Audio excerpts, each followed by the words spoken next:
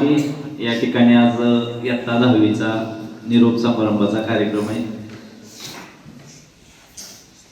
सगळ्यांच्या पोटात कावळे बसू नाहीत म्हणून नाश्ता दिलेला आहे, त्यामुळे थोडी कळ काढायची की आज सर्वप्रथम या निरोप समारंभाचं अतिशय छान प्रकारे नियोजन केलं, त्याबद्दल इयत्ता 10वीच्या विद्यार्थ्यांचं आणि त्यांना सहकार्य करणाऱ्या ओवळ सर, पिसे सर आणि लोखंडे सर यांचं खरंच धन्यवाद की आज खूप छान प्रकारे या कार्यक्रमाचं तुम्ही नियोजन केलेले. पहा की इथं येऊन 10वीच्या विद्यार्थ्यांनी मगापासून सगळ्यांनी म्हणजे आपल्या मनातील भावना व्यक्त केल्या. त्याला काही भाषण म्हणता येत नाही, कारण की जे मनात असतं तेच आज ओठावर आलं. सगळ्यांनी आपल्या मनातील भावना व्यक्त केल्या आणि व्यक्त करताना प्रत्येक जण म्हणले की सर आम्ही आज शाळेचा निरोप घेतोय. काही जण म्हणले सर आम्ही निरोप घेतला तर आमचं नातं तुटू देणार नाही, परत आम्ही असंच आमचं नातं शाळेशी घट्ट ठेवणार आहे.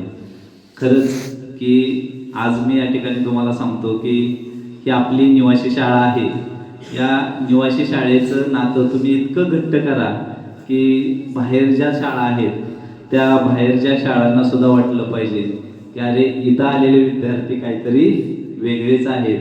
कारण की तुम्ही प्रत्येकजण बाहेरच्या शाळेची आणि आपल्या शाळेची जर तुलना केली तर बाहेरच्या शाळेतील विद्यार्थी जरा थोडे पैशा पाण्याने गबरगंड असलेल्या पालकांची मुलं असतात. आपल्याकडे येणारे मुलं शक्यतो बऱ्याचपैकी यांचे वडील आई वडील मोलमजुरी करतात, अशा पालकांची मुलं आपल्याकडे आलेली आहेत. आणि मग हे सगळं आम्ही सगळे शिक्षक सगळं हे डोक्यात ठेवून तुम्हाला शिकवण्याचं काम करत असतो. त्याचबरोबर जिथं चुकलंय तिथं रागवत असतो. आणि सांगायचं म्हणजे ही बॅच माझ्याकडे 6वी ते 8वी पर्यंत होती. माझा स्वभाव असा आहे की मी फटकन बोलतो, पण तुमच्याबद्दल माझ्या मनात कधीच काही नव्हतं. फक्त या अगोदरच्या बॅचचा असा अनुभव होता की 10वीला आले की मुलं शेपारतात. खरंच खूप विचित्र अनुभव आलेले या शाळेमध्ये. मरणे सर असतील, कुकडे सर असतील, आम्हाला माहिती आहे याच्या अगोदर, ते आम्ही कधी डिक्लेअर केले नाहीत किंवा मोठेही केले नाहीत. मग यावर्षी सर आणि माझं बोलणं झालं की सर आता काय करायचं, कारण की याच्या अगोदर मनी रिसर होते तुम्हाला. ते मनी रिसर काय करायचे, प्रत्येक ठिकाणी चुकलं की तुम्हाला काय करायचे, रागवायचे, शिक्षा करायचे. सर नाही म्हणलं सर आपण सगळ्यांनी जर सॉफ्ट होऊन जर विद्यार्थ्यांशी वागलो तरी 100% वाया जातील. मग आपण असं करूया की कुणी तर एकाने रागवूया, दुसऱ्याने गोड बोलूया, दुसरा रागवला तर पहिल्याने गोड बोलूया. असं करत करत आम्ही तुमचं हे वर्ष कडेला आणलं. आणि नुसतं कडेला आणलं नाही तर तुमचं जे शिकवण्याचं काम होतं ते आम्ही आमचं जे देण्याचं काम होतं ते दिलेलं आहे. आता तुम्ही किती घेतलंय ते व्यक्त करण्याचं किंवा ते दाखवण्याचे दिवस तुमचे आलेले.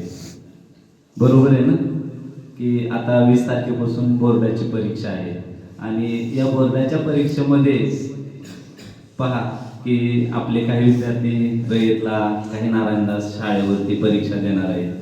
तर ही परीक्षा तुम्ही अतिशय छान प्रकारे द्यावी, अतिशय भरभरून लिहावं असं आम्हाला वाटतं. आणि खरं सांगतो की मी तुम्हाला रागवलं असेल तर त्याबद्दल मी 10वीच्या वर्गाची म्हणजे सॉरी म्हणतो. मी खूप तुम्हाला रागवतो, मी त्याबद्दल सॉरी म्हणतो. आणि इथून पुढं आम्ही कोणीच यातले तुम्हाला रागवणार नसणार आहे, कारण की आता परीक्षा आहे, परीक्षा संपली की तुम्ही आमची शाळा सोडून जाणार आहे. पण एक लक्षात ठेवा की इथून गेल्यानंतर तुम्हाला 100% शाळेची आठवण व्हावी असं आम्ही देण्याचा प्रयत्न केलाय. फक्त ती आठवण तुम्ही कितपत माघारी करताय हे पण